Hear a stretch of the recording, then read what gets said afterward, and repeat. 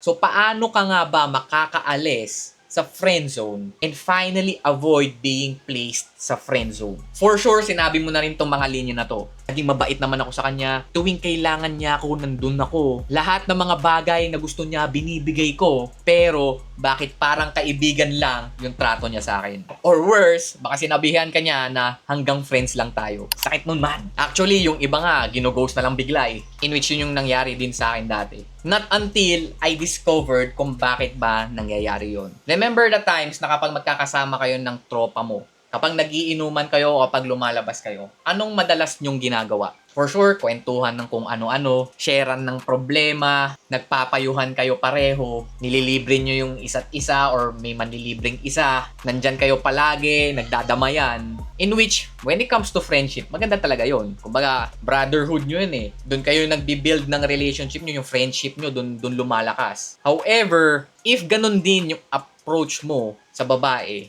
then bakit ka pa magtataka kung tropa lang din yung tingin niya sa'yo? Now, wala naman mali sa pagiging friendly, pagiging helpful, and respectful. However, hindi sapat to in order for you to escape the friend zone. Most of the guys, akala nila, once na naging sobrang bait sila, sobrang naging friendly sila, is ma-attract sa kanila yung babae. However, mapupunta lang kayo sa friend zone kasi hindi mo ginagawa yung isang bagay na to.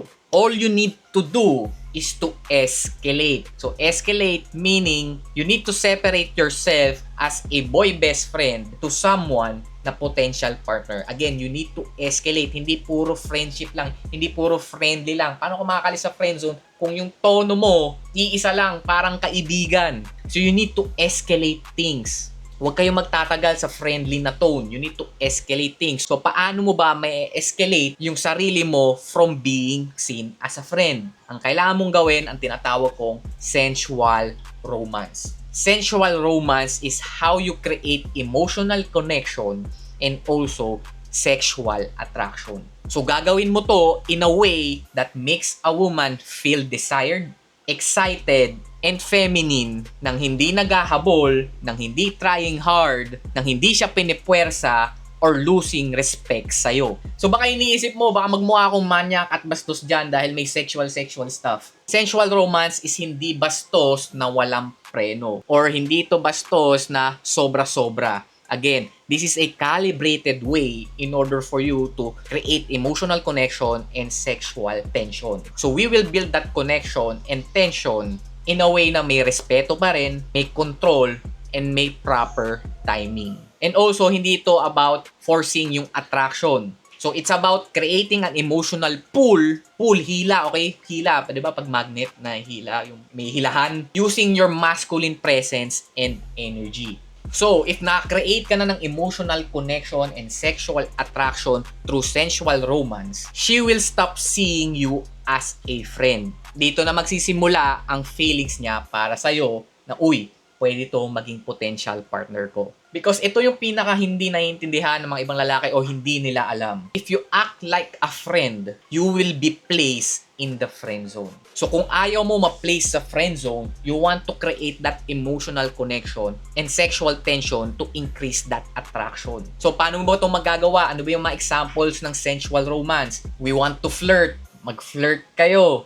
Asarin mo siya na may gusto siya sa'yo. Tease, ganyan. Touch. Hawakan mo. I-break nyo yung physical barrier. Hawakan nyo sa kamay. Hawakan nyo sa braso. Okay?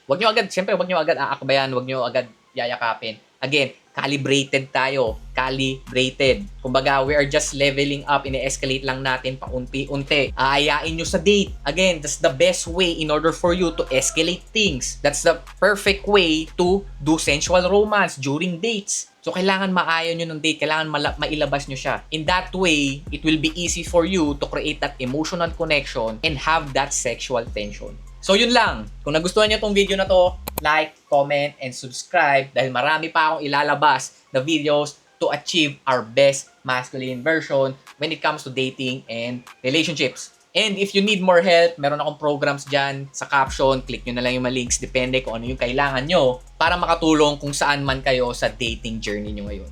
I hope to see you in the next video. Let's go. Pow!